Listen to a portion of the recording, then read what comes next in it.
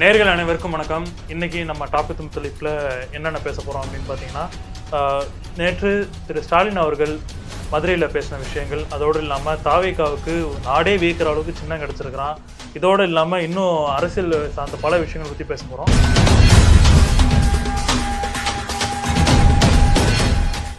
வணக்கம் சார். வணக்கம் சார். நேத்தி தான் ரொம்ப அரசியல் ரொம்ப மும்முரமாக இருந்துச்சு அப்படின்ற மாதிரி நிறைய விஷயங்கள் நடந்திருக்கு. ஸோ ஒரு விஷயமா நான் கேட்குறேன். ஸோ ஃபஸ்ட்டு இன்றோடு வந்தே மாதரம் பாடல் 150 வருடங்கள் ஆகிவிட்டது. நீங்கள் என்ன நினைக்கிறீங்க? 1870 880 அந்த காலகட்டத்தில் வந்தே மாதரம் பாடல் பங்கிம் சந்திர சட்டர்ஜி அவரால் இயற்றப்பட்டது. அதில் என்னென்னா பாரத தாயின்ற ஒரு இதை கொண்டு வந்த ஒரு பாடல். கிட்டத்தட்ட சுதந்திரம் அடைகிற வரைக்கும் அது ஒரு எழுச்சி மிகுந்த பாடலாக இருந்தது. தலைவர்களால் மேடைகளில் பாடப்பட்டது. ஒரு 6 பேராகிராஃப் இருந்தாலும் ஃபஸ்ட்டு 2 பேராகிராஃப் மட்டும் தான் எடுத்துக்கிட்டாங்க. ஏன்னா அதில் எல்லாம் இந்தியாவை ஒருங்கிணைக்கக்கூடிய பல விஷயங்கள் அதில் இருந்தது. வந்தே மாதரன்ற சொல்லு கேட்டாலே அன்றைக்கி பிரிட்டிஷ் கவர்மெண்ட்டு கலங்குச்சு. அது சொன்னாலே சிறை அப்படின்ற அளவுக்குலாம் இருந்தது. வந்தே மாதரம் என்ற சொல் அது ஒரு வடமொழி இதுவாக இருந்தாலும் தமிழகத்தில் அதனுடைய தாக்கம் பெரிய அளவில் எதிரொலிச்சு சொல்லலாம். முக்கியமாக பாரதியார் அவருடைய பாடல்களில் அதை பற்றி பல இடங்களில் குறிப்பிட்டிருக்காரு.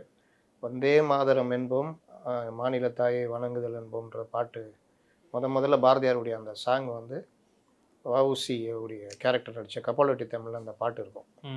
சீர்காழி கோவிந்தராஜன் பாடுறது அப்படியே கேட்கும்போதே நமக்கு ஒரு இது வரும். அந்த 1000 உண்டு இங்கு ஜாதி எனில் அந்நியர் புகழ் என்ன நீதி ஒரு தாயின் வயிற்றில் பிறந்தோம் அப்படின்னு தேச ஒற்றுமையை சொல்லக்கூடிய அந்த பாடல். அந்த டியூனு நீங்கள் பலரும் போட்டிருக்காங்க வந்தே மாதரம்னு. அந்த டியூனு மாதிரி நான் கேட்டு ரொம்ப இதானது கிடையாது.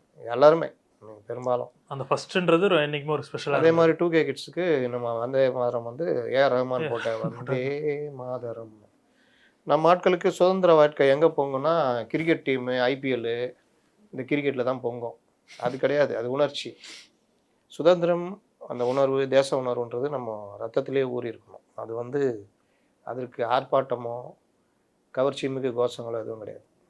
ஒரு இது கேட்கும்பொழுது நம்மளுக்குள்ள ஒரு இது வருது பாருங்க. அதுதான் இந்தியா அப்படின்றப்போ வருது இல்லை. அதுதான் அந்த வகையில் இந்த பாடல் வேற இது. அதே மாதிரி சுதந்திர போராட்ட காலத்தில் நம்மை உலுக்கிய பாடல்களில் ஒன்று சாரே ஜஹான். அதை எழுதினவர் ஒரு இஸ்லாமிய கவிஞர் முகமது இக்பால். அப்போ அந்த இது நீங்கள் இன்றைக்கும் இராணுவத்தில் சாரே ஜஹான் சே அச்சா இருக்குது.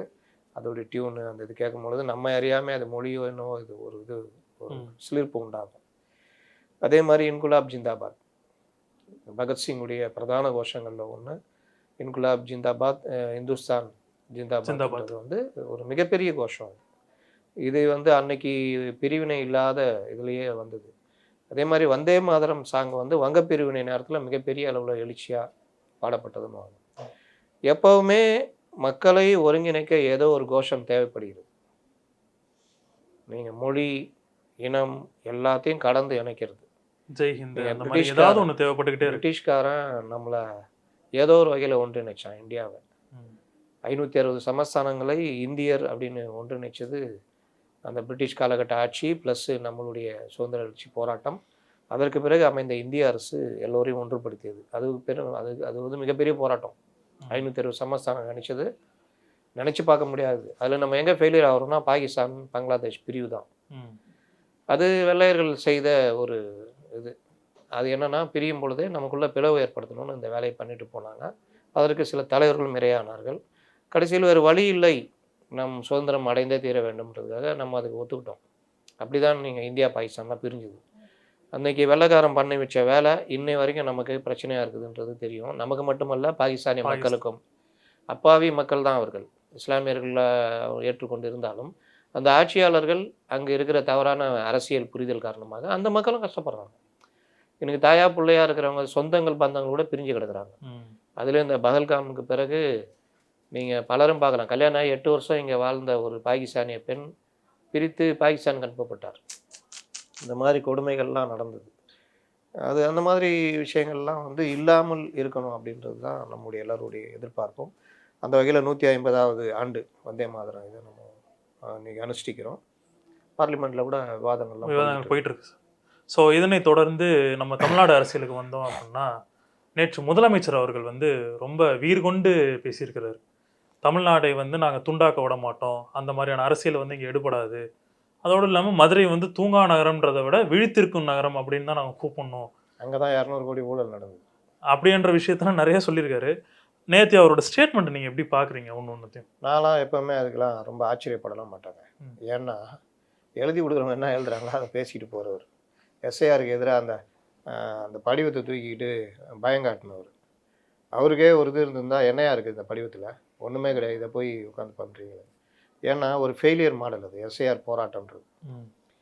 ராகுல் காந்திக்கு இந்த பிரவீன் சக்கரவர்த்தி கொடுத்த ஐடியா ஓட்சோர் மாதிரி. ஓட்சோர் தான், வேற என்ன. இந்த ஓட்சோரை இங்கே தூக்கிட்டு வாக்கு திருட்டு தானே இங்கே தூக்கிட்டு வந்தாங்க. ஓட்சோர்னா தமிழில் வாக்கு திருட்டு. அதனால் இவர்களுக்கு சுயமூளை என்றைக்குமே கிடையாது. ஏதாவது ஒன்றை வச்சுக்கிட்டு அதை அரசியலாக்கலாமான்னு ட்ரை பண்ணுறது. பார்லிமெண்ட்டுன்றது மிகப்பெரிய ஒரு தளம். அங்கே இந்தியாவிற்கான தமிழகம் முழுவதும் தமிழகத்துக்கான கோரிக்கை இதெல்லாம் வச்சு நீங்கள் பண்ணணும். இன்றைக்கி நமக்கு பெரிய கோரிக்கை இது டெல்டாலெலாம் விவசாயிகள் போராடிட்டு இருக்கிறாங்க. மேகதாட்டு அணை கட்டுறாங்க, பெரிய பிரச்சனையாக மாறும்னு. அதை பற்றி அங்கே பேசுறதுக்கு வக்கு இல்லை. போய்ட்டு எஸ்ஐஆரை பற்றி பேசிக்கிட்டு சண்டை போட்டுக்கிட்டு வெளியில் போய் நாளைக்கு விவாதம் நடக்க போகுது. 9ஆம் தேதி நடக்க போகுது. அன்னைக்கு இவங்க சாயம்லாம் வெளுக்கும்.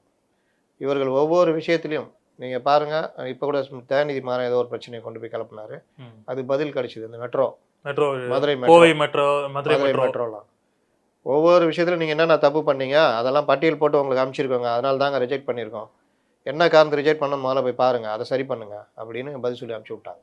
அதான் பேச முடிஞ்சுதா? தமிழகத்தை வஞ்சிக்கிறீர்கள் சொல்ல வேண்டியதானே. ஆனால் தமிழ்நாட்டில் வந்துட்டு தமிழகம் வஞ்சிப்பதை விட மாட்டோம், தமிழகம் தலைகுனியை விட மாட்டோம், தமிழகம் போராடும், தமிழகம் எழும், தமிழகத்தை வீழ்த்த விட மாட்டோம், இப்படிலாம் பேசுவாங்க. ஏன் அப்படின்னு கேட்டால் அதெல்லாம் தெரியாது. மெட்ரோ அந்த மாதிரி கூட இருக்கிற செவ்வாழைகளும் மெட்ரோவில் அந்த மாதிரி என்ன பண்ணாங்க சொல்லு? அப்போ தப்பான ப்ராஜெக்ட் போட்டு கொடுத்தது யார்? ஒரு ப்ராஜெக்டை போட்டு அதை சக்ஸஸ் பண்ணுறது கூட உங்களுக்கு இல்லை. உங்களுக்கு அந்த திட்டத்துக்கான ஒப்புதல் கொடுத்துட்டாங்க. அதுக்கப்புறம் நில பயன்பாடு, நில எடுப்பது, ப்ராஜெக்ட்டு எவ்வளோ செலவு, மக்கள் தொகை, இந்த விஷயத்தெல்லாம் வச்சு தானே நீங்கள் ப்ராஜெக்ட் கொடுக்கணும். அதுக்கு தானே இங்கே இருக்குது ஒரு ஐஏஎஸ் அதிகாரி தலைமையில் பெரிய குழுவே இருக்குது, எக்ஸ்பர்ட்டுங்க. அவங்க தப்பாக கொடுக்குறாங்கன்றதை பற்றி அவங்க மேலே கோவம் வரக்காங்க. இதே தான் காவல்துறை அதிகாரிகள் தப்பாக இருந்தால் அவங்க மேலே கோவம் வராது. அதை வச்சுட்டு அரசியல் பண்ணுறது.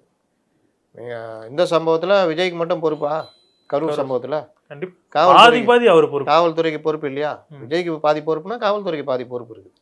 அப்போ காவல்துறை அதிகாரிகள் எத்தனை பேர் மேலே நடவடிக்கை? ஒரு இன்ஸ்பெக்டராக சஸ்பெண்ட் பண்ணீங்களா? இல்லை, இன்ஸ்பெக்டர் தான் போய் கம்ப்ளைண்ட் கொடுக்குறாரு. 41 பேர் உயிரிழந்திருக்காங்க. குறைந்தபட்ச ஒரு இது கூட இல்லை. இப்படி தான் இவருடைய இது. அதில் ஒன்று தான் நேற்று பேசுறது, நாங்கள் அப்படி விழித்திருக்கும் நகரம் அதை கொண்டு வரோம், இது கொண்டு விழித்திருக்க நகரத்தில் தான் 200 கோடிக்கு மாநகராட்சி ஊழல் நடந்து மேயரே பதவி விலகிற சூழ்நிலை, மேயர் கணவர் கைது. இவர் தான் ரிசைன் பண்ணுங்கன்ற கெஞ்சற அளவுக்குள்ள வச்சிருந்தாங்க. இன்னைக்கு 4 உறுப்பினர்கள் வச்சிருக்கிற மார்க்சிஸ்ட் கம்யூனிஸ்ட் கட்சி தான் மேயர் வேலையை பார்த்துக்கிட்டு இருக்கு. எவ்வளோ பெரிய அசிங்கம். திமுகலேருந்து ஒரு மேயரை கூட உங்களால் போட முடியல. மதுரைக்கு மேயர் யார்? இப்போ ஒரு துணை மேயர் தான் மேயர். ஏன் ஒரு எவ்வளோ நாள் ஆச்சு? 1 மாதம் ஆக போகுது. ஒரு மேயரை நியமிக்கிற அளவு கூட உங்கள் கட்சியில் இன்னை வரைக்கும் உங்களால் இரும்புக்காரன் வச்சுக்கிட்டு எதுவும் பண்ண முடியல. இந்த லட்சணத்தில் தமிழகம் வீழும், தமிழகம் எழுன்றீங்க. முதல்ல திமுக வீழாமல் பார்த்துக்குங்க.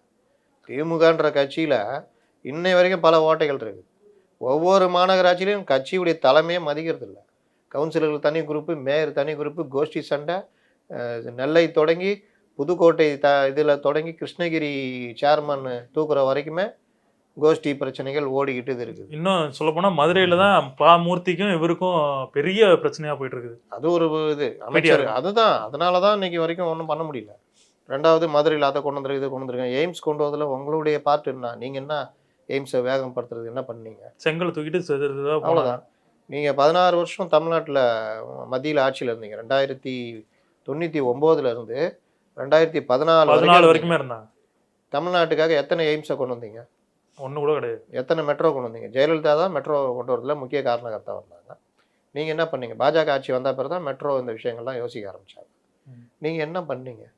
நீங்கள் இந்த ஆட்சியை வச்சுக்கிட்டு கல்வியை பொதுப்பட்டியல் கொண்டு வந்தீங்களா? கண்டிப்பாக கிடையாது. தமிழகம் வெல்லுன்றீங்களா? கண்டிப்பாக கிடையாது. அதில் ஒரு டிமாண்ட் வைக்க வேண்டியதானே? கேபினெட்டு கேட்டு வாங்க தெரிஞ்சதில்ல, ஏன் இதெல்லாம் டிமாண்டாக வைக்க தெரியல?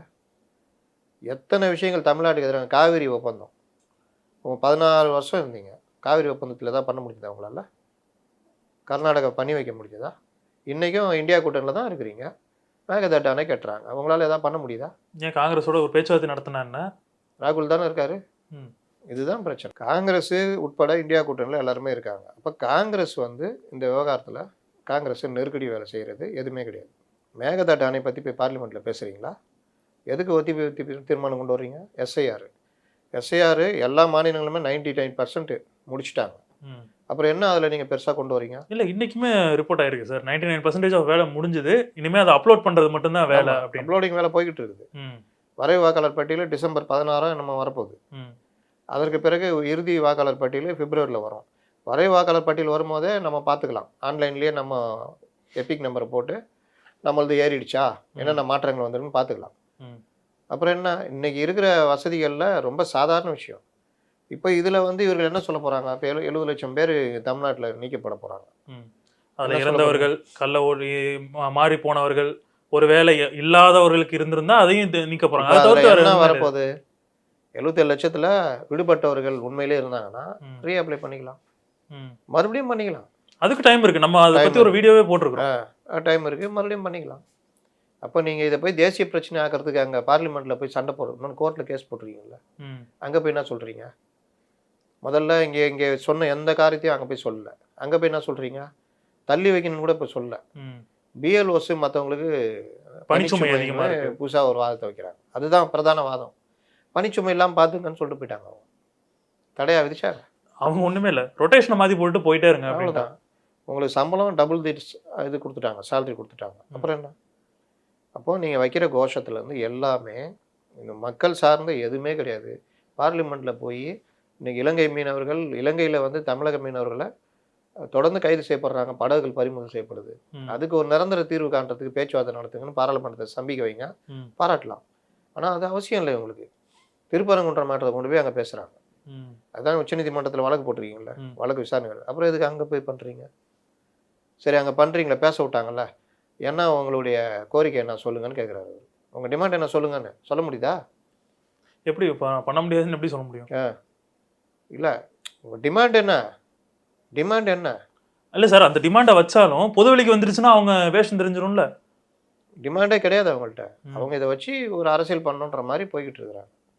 நீங்கள் இவங்க என்னங்க பெருசாக கொண்டு வராங்க? 10 பேரோட 10 பேர் மனுதாரரையே சிஎஸ்எஃப் பாதுகாப்போடு இவர் அமுச்சு வச்சார் நீதிபதினு தான் சொல்கிறாங்க.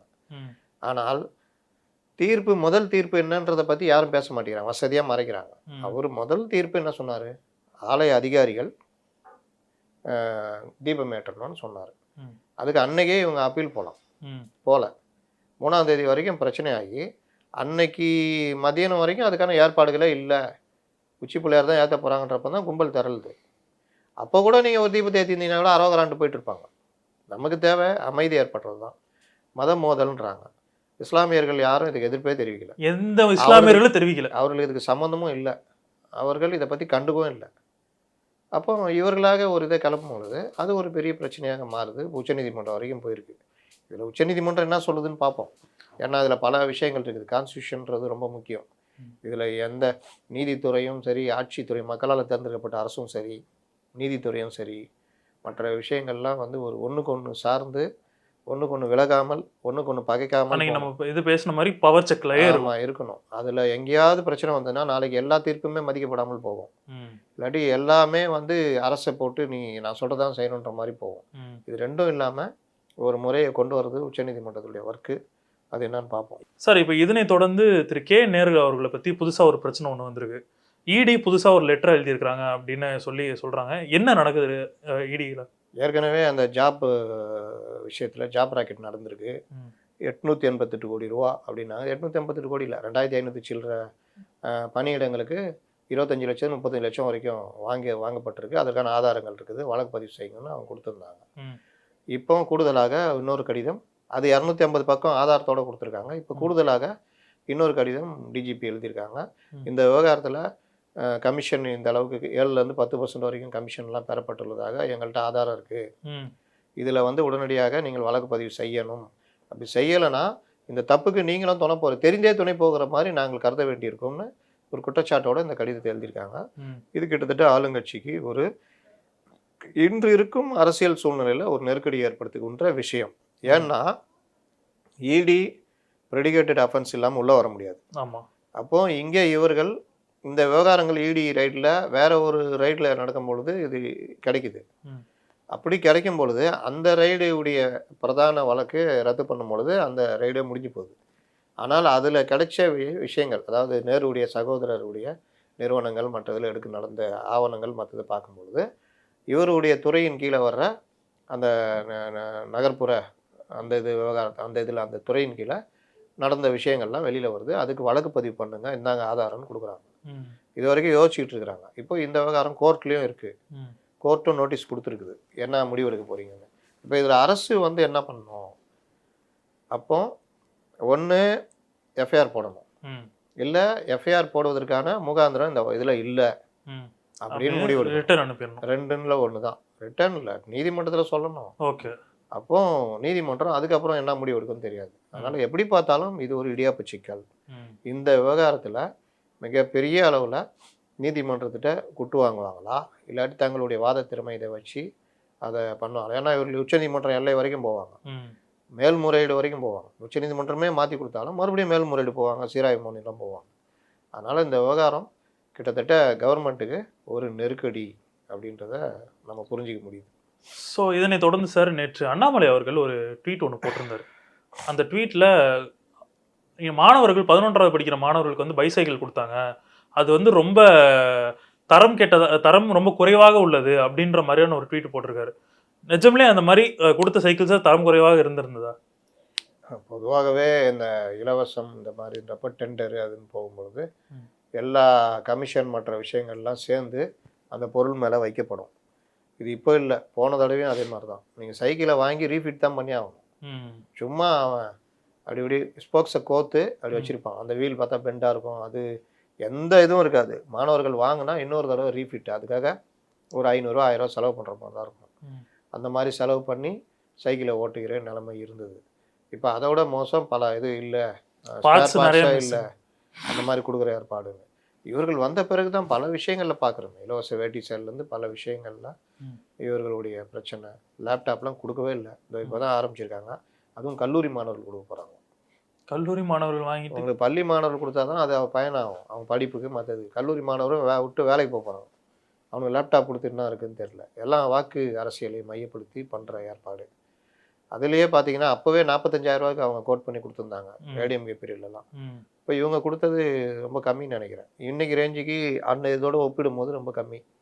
ஆனால் இன்றைக்கி ஒரு லேப்டாப்பு குறைந்தது நல்ல லேப்டாப்னா 45,000 50,000 ரூபாய்க்கு ஓரளவுக்கு மீடியம் 70,000 80,000 தான் நல்ல ஒரு இது. அன்னைக்கு 45,000 40,000 அப்படின்னா நல்ல இது இருந்திருக்கும். இன்னைக்கு ரேட்டுக்கு அது குறைஞ்சது ஒரு 60,000 70,000 இருக்கும், ஜாஸ்தியாக இருக்கும். இல்லை சார், அந்த இன்ஃப்ளேஷன் ரேட்டுக்கு நான் கணக்கு பண்ணி சொல்கிறேன். அதான் அன்னைக்கு 40,000 சொன்ன இடத்துல ஒரு சவரனாக்கா எவ்வளோ? 7,000 ரூபாய், 25,000 ரூபா. ஓகே, ஒரு சவரன் நகை. ஓகே, இன்னைக்கு 1,00,000 ரூபா. அப்போ 1.5 சவரன் நகை வாங்குற சொல்லணும்னா இன்னைக்கு 1.5 லட்ச ரூபா கான்ஃபிகரேஷன், 1.5 லட்ச ரூபா மதிப்புள்ள இது கொடுத்தாங்க அந்த காலத்தில். அப்போ அந்த கான்ஃபிகரேஷன் ரொம்ப பெருசாக இல்லைனாலும் ஓரளவுக்கு அன்னைக்கு இருந்த சூழ்நிலைக்கு ஓகே. இன்னைக்கு கான்ஃபிகரேஷன் இன்னைக்கு ரொம்ப அதிகமாக ஏஐ அதெல்லாம் இருக்கிற மாதிரிலாம் சேர்த்து தான் கொடுக்கணும். பள்ளி மாணவர்களுக்கு என்ன மாதிரி இதெல்லாம் கொடுக்கணுன்றதெல்லாம் இருக்குது போகுது. ஆனால் ஏதோ ஒரு 10 லட்சம் பேருக்கு லேப்டாப்பு கல்லூரி மாணவர்களுக்கு போகுது. இன்னும் பள்ளி மாணவர்களை பற்றி இவங்க யோசிக்கவே இல்லை. இந்த மாதிரி பல விஷயங்களில் இவர்களுடைய இது.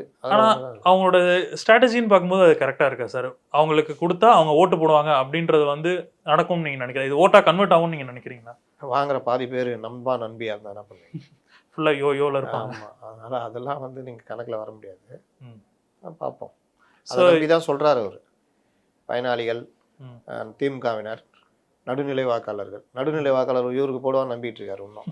அப்போ நடுநிலை வாக்காளர் இப்போ சென்னையில் இருக்கானா, சென்னை நீங்கள் நடத்தின வச்சிருக்க அளவுக்கு உங்களுக்கு போடுவோம். நடுநிலை வாக்காளர்களை யார் கவர்கிறார்கள்ன்றது தான் பிரச்சாரத்தை பொறுத்து இருக்குது. இன்னும் எங்கள் ஏடிஎம்கே ஆரம்பிக்கவே இல்லை. பிஜேபி அதோட இது இதான். அண்ணாமலை ஏதோ இந்த மாதிரி விஷயம் அறிக்கை விட்டுட்ருக்காரு. இந்த நயினா நாயகன் தான் தலைவர். என்ன பண்ணுறாரு?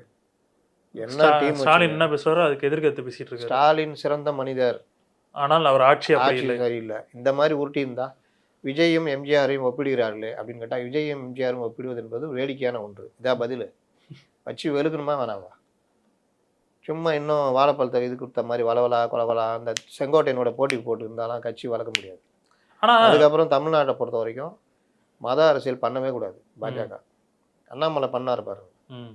திமுகவை அட்டாக் பண்ணணும், அரசியல் பேசணும், ஸ்ட்ரைட்டாக இஷ்யூ அண்ட் வீக்னஸ் பாயிண்ட்ல அடிக்கணும். அதை விட்டுட்டு சும்மா டெய்லி ஒரு இது யாராவது அந்த வடநாட்டு பாணியில் அரசியல்லாம் இங்கே பண்ணியிருந்தீங்கன்னா எச் ராஜா தமிழிசை வரிசையில் நயனா நாகேந்திரனும் இணைக்கப்படுவார். அண்ணாமலை பார்த்தீங்கன்னா ஒரே ஒரு விஷயம் லாவண்யா விஷயத்தில் மட்டும் தலையிட்டார், வாங்கி கட்டினார். அது பிறகு அவர் எந்த விவகாரத்துலையும் பெரும்பாலும் அவர் தொட்டதே கிடையாது.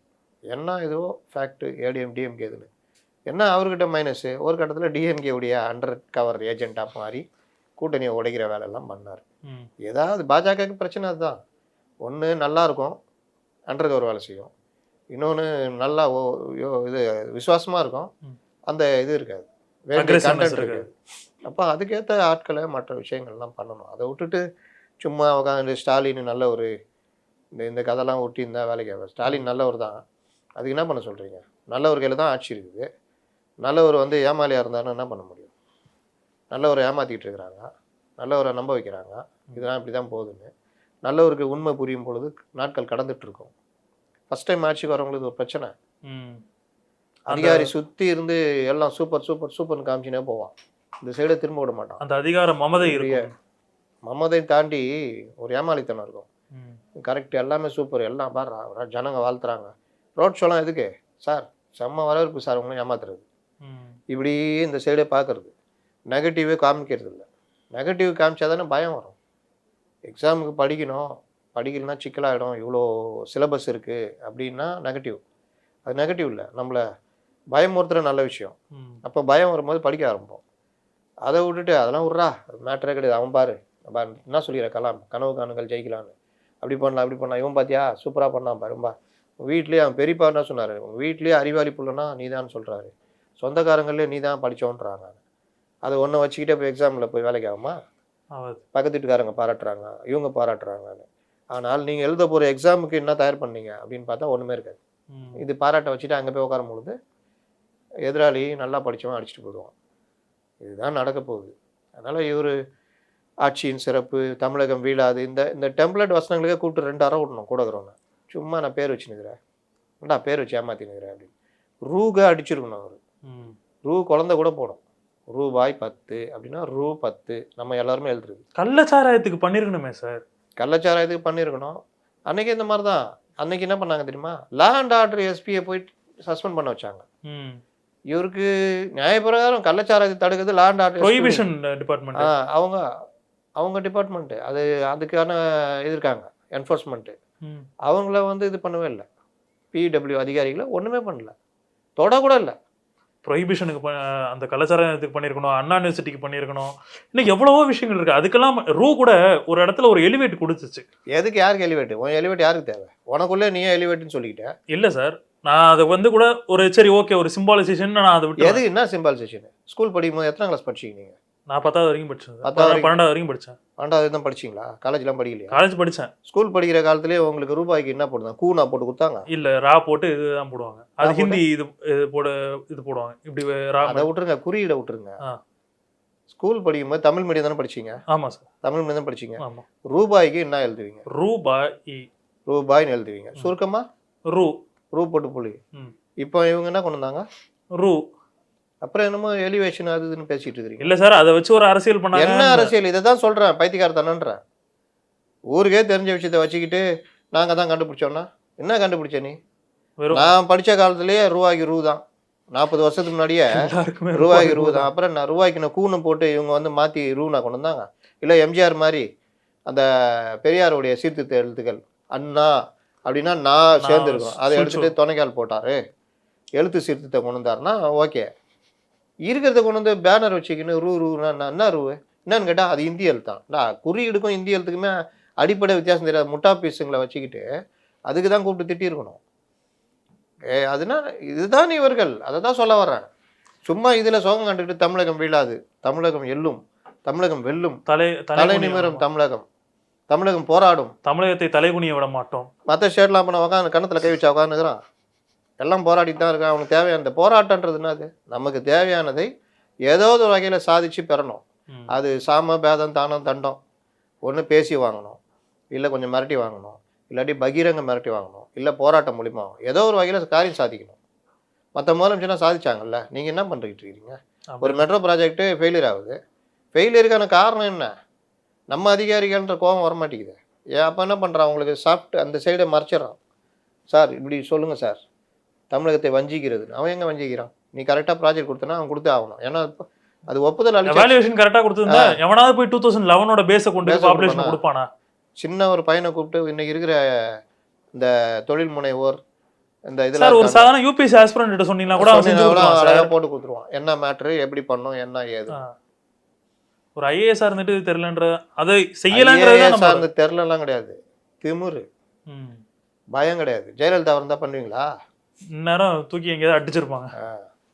ஸோ இதனை தொடர்ந்து தமிழக அரசியலில் இன்னொரு ரொம்ப முக்கியமான கட்சி, ரொம்ப ரொம்ப முக்கியமான கட்சி தாவேகா.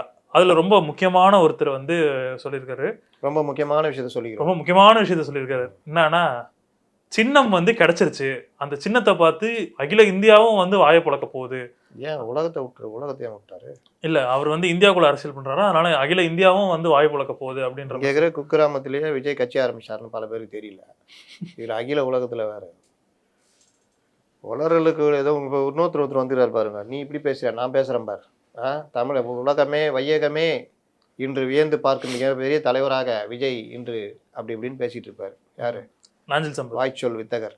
அவர் தான் விஜய்க்கு ஒன்றுக்கு உதவாதவங்க, வேலைக்கு ஆகாதவங்க, இவர்கிட்ட என்ன இருக்குன்னு பேசியிருக்காரு.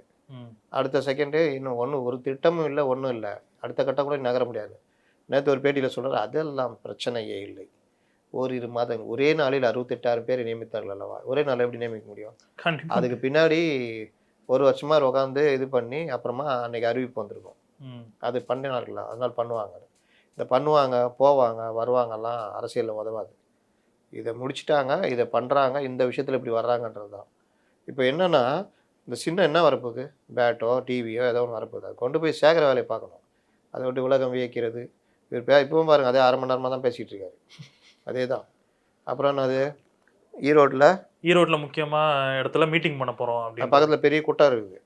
இப்போ உட்காந்து யோசிச்சுட்டு இருக்கிறாங்க, அங்கே போடலாமா இல்லை உள்ளரங்க கூட்டம் மாதிரி வழக்கமும் போடலாமா? நீ என்ன போட்டாலும் 10 நிமிஷம் பேச போகிறாரு.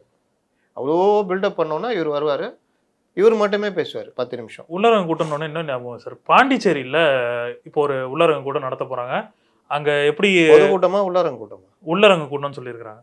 உள்ள 5000 பேருக்கு மட்டும்தான் அனுமதி அப்படின்ற மாதிரி சொல்லியிருக்கிறாங்க. இங்கே 2000 பேருக்கு அனுமதி கிடைச்சது, அங்கே 5000 பேருக்கு அனுமதி கிடைச்சிருக்கு. அந்த பாண்டிச்சேரியிலேருந்து நிறைய விதிகள்லாம் கொடுத்துருக்காங்க. வாட்டர் டேங்க்கு இதெல்லாம் வந்து நீ கரெக்டாக பார்த்துருக்கணும். தமிழகத்துலேருந்து யாரும் வரக்கூடாது, தமிழ்நாட்டிலேருந்து யாரும் வரக்கூடாது, பாண்டிச்சேரியில் இருக்கிறவங்களை மட்டும்தான். சொந்த ஊருக்காரன்ல நல்லா தெரியும் அவங்களுக்கு. நீ சீனை போகிறதுக்கு பக்கத்தில் காரைக்கால், இதுல இருந்து காரைக்கால், நாகப்பட்டினம், இதுன்னு எல்லாத்துலேருந்து கூட்டு வருவேன். கடலூர், இந்த சீன்லாம் இங்கே போடக்கூடாது. பாண்டிச்சேரி நடத்தினா பாண்டிச்சேரியில் மட்டும் நடத்து, வெளியிலேருந்து யாரும் உள்ள வரக்கூடாதுன்னு சொல்லிட்டு பண்ணுவாங்க. கவர்மெண்ட்டே ஒரு ஆர்டர் போட்டு கொடுத்துருது கையில், இப்படி தான் பண்ணோம். அது இவங்கள கெடுத்துக்கிட்டது தான். அங்கே போய் ரோட் ஷோ நடத்துகிறேன்னா நீ என்ன பண்ணுவேன்னு தெரியும் அவங்களுக்கு. உனக்கு பேசுறதுல சிக்கல், பேச வராது.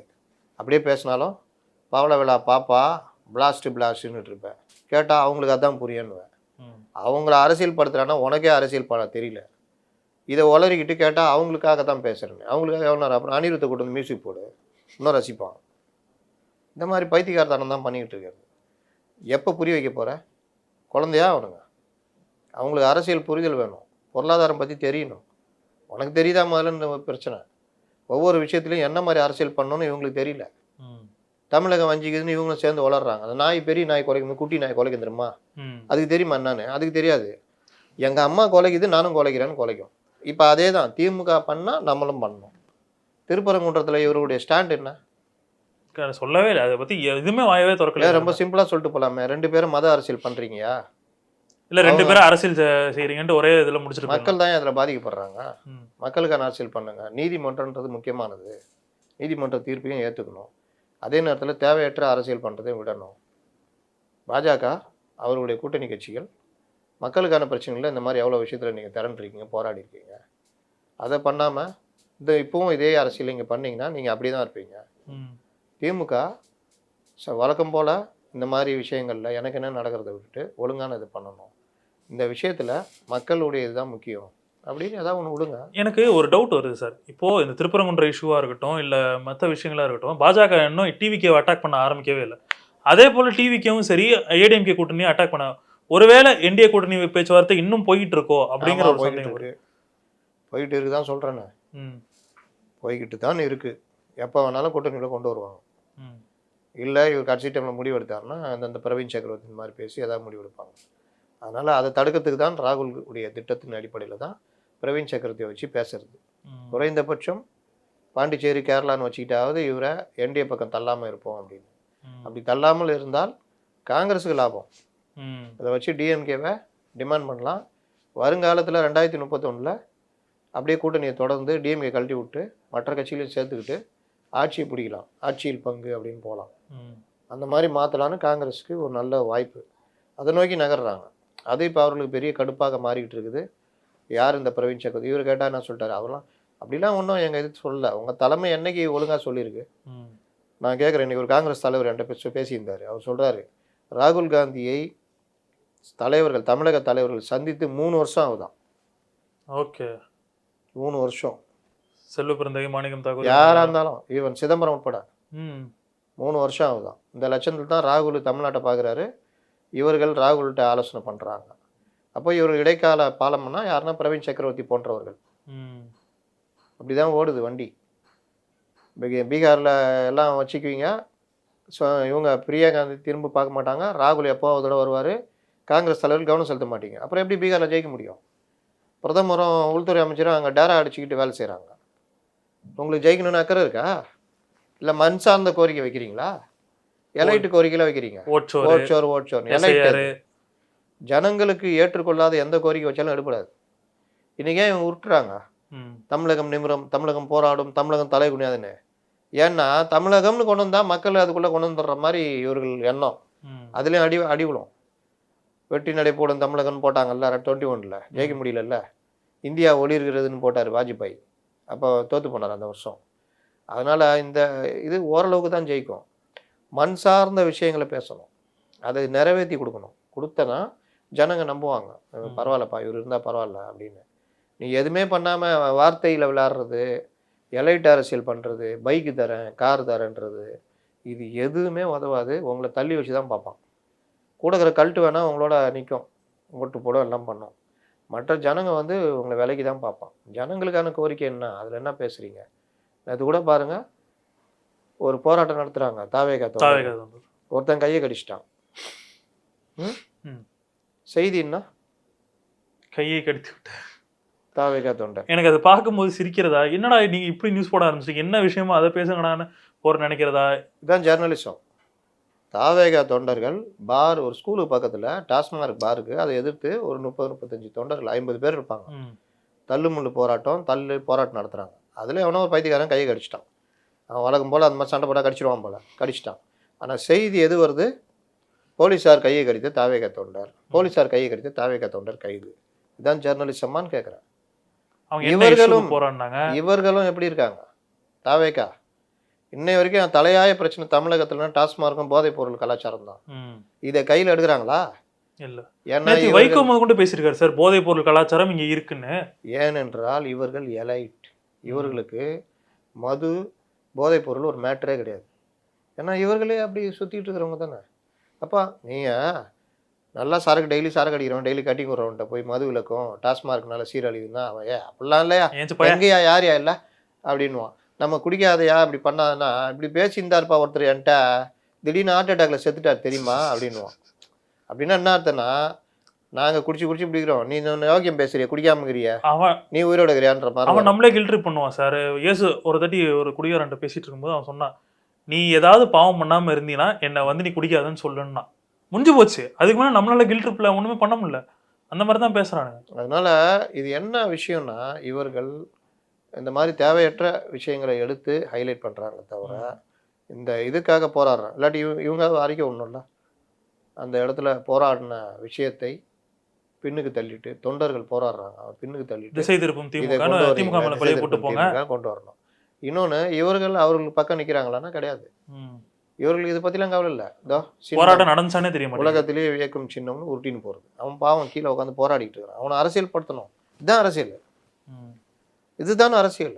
இப்படி மக்கள் பிரச்சனை அவனை இறக்கி இறக்கி இறக்கி விட்டா அதை பற்றி தெரிஞ்ச இப்போ மகா மேதை ஒருத்தர் இருக்காருல்ல, தலையாட்டி பொம்மை புஷி ஆனந்த், என்ன தெரியும்? தெளிவுரி சொன்னா அது செய்யும். அவ்வளோதான். டிக்கெட்டு விலை எவ்வளோ விற்கலாம் இது நல்லா தெரியும்.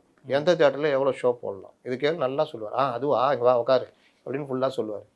தமிழ்நாட்டில் என்னங்க மாவட்டம் உடனே தலையாட ஆரம்பிச்சிடும், அப்படியே போயிடுவார்.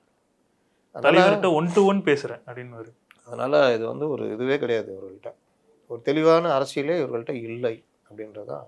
ஸோ நம்ம வந்து எடுத்து வைக்கிறது விமர்சனங்களாக தான் ஒழிஞ்சு தனிப்பட்ட பகைன்ற எதுவுமே இல்லைன்றதை நான் ஏன்னா நிறைய பேர் வந்து என்கிட்ட சொல்கிறது வந்து, ஏன் நீங்கள் தாவேக்கா அடிக்கிறீங்க, புது கட்சி வளரட்டும், அவங்க அரசியல் செய்தாக நாங்கள் பாராட்ட போகிறோம். வளர்றதுக்கு தானே இப்போ சொல்கிறாங்க, அதுதான் சொல்கிறோம். தாவேக்கா அந்த போராட்டம் நடத்துகிறான், உன் தலைமை வேடிக்கை பார்த்துனுக்குது, வேறு எதோ பண்ணுது. தலைமை அவனை கை கொடுத்துச்சுன்னா அது மாதிரி 10 போராட்டம் நடக்கும், அப்போ கட்சி வளரும். உனக்கு அவனை பற்றியே கவலை இல்லை, உன் கவலைலாம் உட்காந்துக்கிட்டு உருட்டிக்கிட்டு எவனை கவுக்கலான்னு உட்காந்து பண்ணியிருந்தேன்னா கட்சி ஆஃபீஸ் இருக்குதா? நான் கேட்குறேன், திரும்ப கேட்குறேன். நான் கேட்குறதா பலரும் கேட்க ஆரம்பிச்சிட்டாங்க. இப்போ சென்னையில் கட்சி ஆஃபீஸ் இருக்காங்க, தொண்டை வந்து போகிற அளவுக்கு எந்த கட்சி வேணால் எடுத்துக்கோங்க. எத்தனை அமைப்புகள் இருக்குது, மகளிர் அணி, மாணவர் அணி, இளைஞர் அணின்னு. அதுக்கே கட்சி ஆஃபீஸ்க்குள்ளே ஆஃபீஸ் இருக்கும், மாநில நிர்வாகிகள் இருப்பாங்க, அங்கே உட்காருவாங்க. ஏதாவது இருக்கா? கட்சி ஆரம்பிச்சு 2.5 வருஷம் ஆகுது, அடிப்படை இன்ஃப்ராஸ்ட்ரக்சர் கூட ஒன்றும் இது பண்ணல. உட்காந்து நாங்கள் எலைட் நாங்கள் இதுன்னுகிட்டு இருக்கிறேன். என்ன பண்ணுறீங்க? அவரை பொறுத்த வரைக்கும் பனையூர் தான் ஆஃபீஸ் போல. பனையூர் ஆஃபீஸ்னா அப்படியே இருந்து வந்தாங்க. பனையூர் கதவாக திறந்து வைக்கிறியான்னு கேட்குறேன். இல்லை, பனையூர் ஆஃபீஸே வச்சுக்கோ, கதவை திறந்து வச்சு எல்லா அணி நிர்வாகிகளும் அங்கே உட்காரணும். அவங்களுக்கு ரூமு, இப்போ புதுசாக சேர்ந்தவங்களுக்கு ரூமு, தொண்டர்கள் வந்து அவங்கள பார்க்கணும். மனு கொடுத்தா மனு வாங்கிறதுக்கு அதை என்ட்ரி போட்டு அந்த மனுவை ஸ்க்ரூட்டனைஸ் பண்ணுறதுக்கு ஒரு குழு ஏதாவது இருக்கா? கிடையாது. இன்னும் மனு உங்கள்கிட்ட பிரச்சனையே இல்லையா? தொண்டர்கள் மத்தியில் புஷி ஆனந்த் இங்கே பிரச்சனை, அவரால் பிரச்சனைன்னு வந்து மனு கொடுக்க வர்றான். வாங்கினா தானே தெரியும் என்ன பண்ணியிருக்காரு புஷி ஆனந்த் தெரியும். ஏதாவது இருக்கா? எல்லா கட்சியிலும் அது இருக்குது. காங்கிரஸ்லாம் கேளுங்க, இதுதான் பொழப்பே, கட்டுக்கட்டாக அனுப்புவோம். இங்கே அந்த மாதிரி ஏற்பாடு இருக்கா? காங்கிரஸ் ஆஃபீஸுக்குள்ளே ஒரு கட்டு வரும், ஒரு கட்டு அங்கே போவோம், ஒரு கட்டு இங்கே போவோம், தனித்தனியாக பிரித்து அனுப்பி. உங்ககிட்ட என்ன இருக்குது? என்ன சிஸ்டம் வச்சுருக்க நீ? எல்லாரும் இடம் இல்லாமல் ஆதவ அர்ஜுன் ஆஃபீஸில் போய் உட்காந்துட்டு இருக்கிறாங்க. வாய்ஸ் ஆஃப் காமனில். அதுவா கட்சி ஆஃபீஸு? இல்லை, அதை அறிவிச்சிரு. கட்சி தலைமை அலுவலகம் இங்கே தராம்பேட்டையில் ஆதவ அர்ஜுன் ஆஃபீஸில் இருக்குது, தொண்டர்கள் அங்கே வந்துட்டு போகலாம் அப்படின்னு அறிவி. அப்படி அறிவிச்சிட்டா ஆதவ அர்ஜுனா பெரிய ஆயிடுவார். அதனால் இவர்கள்ட்ட நம்ம சொல்கிற விமர்சனம்லாம் இதுதான். அதெல்லாம் அவங்க மறுக்கவும் முடியாது. நேர்மையானவர்கள், நல்ல சிந்தனை இருக்கிறவங்க ஏற்றுக்கிறாங்க. அகாதோகா இருக்கிறதுக்கு பற்றிலாம் நான் சொல்ல விரும்பலை. அதை திட்டின்னு தான் இருக்கும், ஒன்றும் பண்ண முடியாது. ஸோ இல்லை, நான் அதை தெளிவுபடுத்திடுறேன். அவங்க செஞ்சுட்டாங்கன்னா அதை நாங்கள் ப்ரைஸ் பண்ணி பேச பண்ணிட்டு இது பண்ணுவோம். போங்க அடுத்தது. இப்போ தொடர்ந்து அரசியல் தளங்களை பற்றி நம்ம பேசிக்கிட்டே இருக்க போகிறோம். தொடர்ந்து நாளை பேசுவோம் சார். நன்றி.